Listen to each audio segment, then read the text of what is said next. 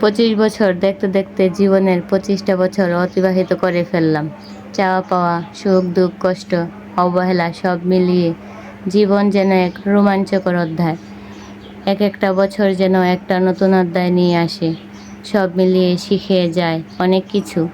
বয়স বাড়ার সাথে সাথে বুঝতে শিখেছি সব কিছু পূর্ণতা না পাওয়াই ভালো, কিছু জিনিস অপূর্ণ থাকাই ভালো।